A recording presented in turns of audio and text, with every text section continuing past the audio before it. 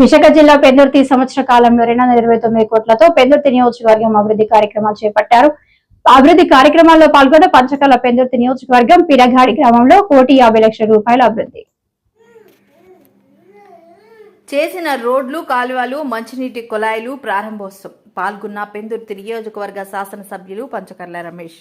పెనగాడి గ్రామం శివారు కోట్నివానిపాలెంలో 90 లక్షల జలజీవన్ మిషన్ 60 లక్షల రూపాయలతో నిర్మించిన కాలువలు, రోడ్లు ప్రారంభోత్సవం చేసిన పంచకర్ల.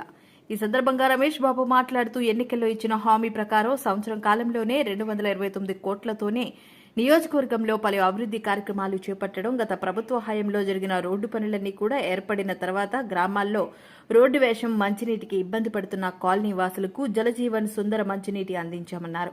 ప్రతి పేదవాడికి ఇల్లు నిర్మాణానికి నగరంలో 2 సెంట్లు, గ్రామీణ ప్రాంతంలో 3 సెంట్లు భూమి ఇస్తున్నామని, అలాగే ఇంటి నిర్మాణానికి 2.5 లక్షలు అందిస్తున్నామని తెలిపారు. అభివృద్ధి కార్యక్రమాల్లో వర్కులు కంప్లీట్ అయినవి, పనులు ప్రారంభించినవి, వర్కులు కంప్లీట్ అయినవి. గతంలో పనులు ప్రారంభించినప్పుడు ఒకసారి వచ్చా, ఇప్పుడు వర్కులు కంప్లీట్ అయిన తర్వాత ప్రారంభోత్సవం చేయడానికి 2వ దఫా వచ్చా.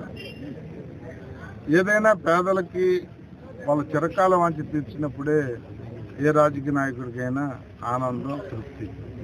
మరి గతంలో వచ్చినప్పుడు ఇక్కడ మహిళలందరూ చెప్పారు, మట్టిలో బురదలో ఉంటున్నామండి, మాకు రోడ్లు కావాలి అని చెప్పి. మరి ఈ రోజును చూస్తే ఏ ఒక్క వీధి వదలకుండా అన్ని వీధుల్లో కూడా 54 లక్షలతో ఇక్కడ రోడ్లు వేసాం. మరి వాళ్ళ కళ్ళల్లో ఆనందం చూస్తే చాలా మాకు జాబ్ సాటిస్ఫాక్షన్, ఆనందం వస్తుంది. మరి అలాగే ఈ ముందును కూడా 54 లక్షలతో ట్యాంక్ కానీ, రోడ్లు కానీ కార్యక్రమాలు చేసుకున్నాం. భవిష్యత్తులో కూడా నేను ఒకటే చెప్తా ఉన్నాను, 229 కోట్ల రూపాయలు ఒక సంవత్సరంలో అభివృద్ధి చేశాం. దానికి ఏదో కథలు చెప్తున్నారులే అనుకుండా ఈ రోజు వేదిక మీద బుక్ కూడా రిలీజ్ చేయబోతా ఉన్నా. 229 కోట్ల సంవత్సరంలో ఆర్థికంగా ఇబ్బందులు ఉన్నప్పటికీ కూడా తెచ్చామంటే అది మా తాలూకా కమిట్మెంట్, మా తాలూకా ప్రజల పట్ల మాకున్న కన్సైన్.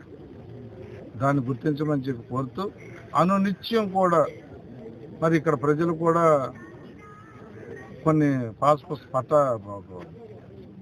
పుస్తకం విషయం కానీ, ఇంకా కళ్యాణ మండపం, ఇక్కడ ఈ ప్రాంతానికి కళ్యాణ మండపం విషయం కానీ, ఇతరత్ర కొన్ని విషయాలు చెప్పారు.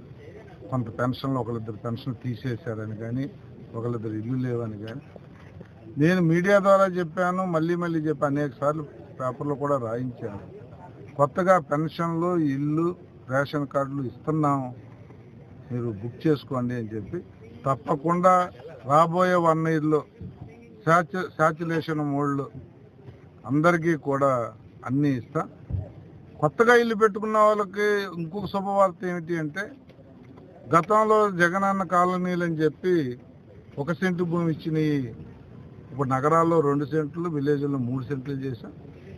అదే కాకుండా అమౌంట్ కూడా గతంలో 1,50,000 ఇప్పుడు 2.5 లక్షలు చేశాం. అంటే అమౌంట్ పెంచా, ఇచ్చే జాగా పెంచా. మరి గతంలో తీసుకున్న వాళ్ళు కూడా అయ్యో కాస్త లేట్ అయితే బాగుండేది అన్నంత తృప్తిగా ఇప్పుడు హౌసింగ్ స్కీము కంటిన్యూ అవబోతూ ఉంది.